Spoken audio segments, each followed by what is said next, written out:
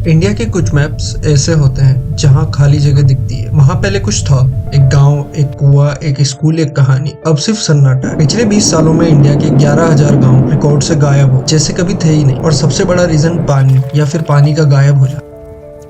कभी यहाँ जिंदगी हुआ करती थी, गाय के घास चबाने की आवाज, बच्चों की हंसी और औरतों के गांव के कुएं पर गाने। आज वही जमीन फट चुकी है, कुआं सूख गए हैं और हवा भी थक गई है। राजस्थान के थार डेजर्ट ने अकेले 300 से ज्यादा गांव निकल लिए। महाराष्ट्र के मारतवाड़ा में पूरी फैमिलीज माइग्रेट कर गई, पैसे के लिए नहीं, पानी के लिए।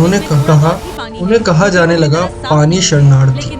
आप सोच रहे होंगे ड्रॉट तो हमेशा से होता आया है, नया क्या है? नया यह है कि अब सूखा सिर्फ जमीन में नहीं, सिस्टम में भी है। NITI आयोग की रिपोर्ट के मुताबिक 21 बड़े शहर ऐसे हैं जहां ग्राउंड वाटर खत्म हो रहा है। 2030 तक 40% इंडियंस के आसपास पीने लायक पानी भी नहीं होगा। ये कोई प्रिडिक्शन नहीं है, ये काउंटडाउन है। मध्य प्रदेश के तिलमगढ़ में एक गांव था चैत। हर साल लोग मानसून का इंतजार करते थे और हर साल बरसात उनका साथ तोड़ देती। जब आखिरी कुआं सूख गया, गांव के सरपंच ने नीम के पेड़ के नीचे सबको बुलाया। उसने कहा, जो रहना चाहे रह जाए, पर मैं जा रहा हूं। एक हफ्ते में गांव खाली हो गया, लोग छिन छिन हो गए, घर हवा के हवाले। सिर्फ मंदिर की घंटी बची, जो अब भी बजती है, पर किसी के लिए नहीं। आसान है नेचर को ब्लेम करना, लेकिन हर गायब गांव के पीछे आदमी का हाथ भी है। इलीगल बोरवेल्स, माइनिंग जैसे ग्राउंड वाटर के लिए जहर बन गए, और डैम जो नए गांव तक पानी लेके नहीं गए, सिर्फ पुराने गांव डुबो दिए। और हाँ, क्लाइमेट चेंज बहुत आया भी चुपके से, और सब कुछ बदल गया बिना आवाज के। झारखंड के पालमू में लोग 8 किलोमीटर चलकर सिर्फ एक बाल्टी भरते हैं। बुंदेलखंड में टैंकर महीने में एक बार आता है।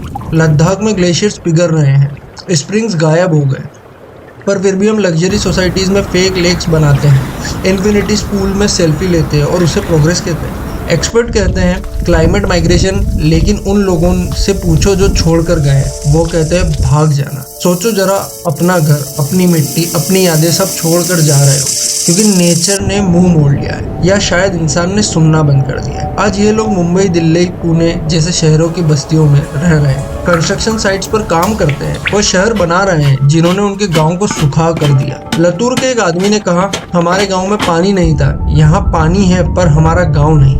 उसकी आंखों में आंसू नहीं थे, शायद सब सूख गए थे। ये कहानी सिर्फ पानी की नहीं है, ये यादों की कहानी है। एक गांव के साथ उसका जुबान, उसके गीत, उसके त्योहार भी मर जाते हैं। उनका कहना, उनका रंग सब धूल बन जाता है। और सबसे दुख की बात, किसी को पता भी नहीं चलता कब ये गांव मर गया, क्योंकि गांव धमाके से नहीं मरते, वो बस इवोपरेट हो जाते हैं। तो जब अगली बार बारिश हो और पहला ड्रॉप आपके बालकनी पे गिरे, याद रखना कहीं एक इंसान ने अपनी पूरी जिंदगी उस बूंद के इंतजार में निकाल दी। ये कहानी सिर्फ पानी के बारे में नहीं, ये समय के बारे में है, जो हमसे फिसलता जा रहा है, बूंद पर बूंद, गांव दर गांव। पानी गया और साथ में हमारा एक हिस्सा भी चला गया।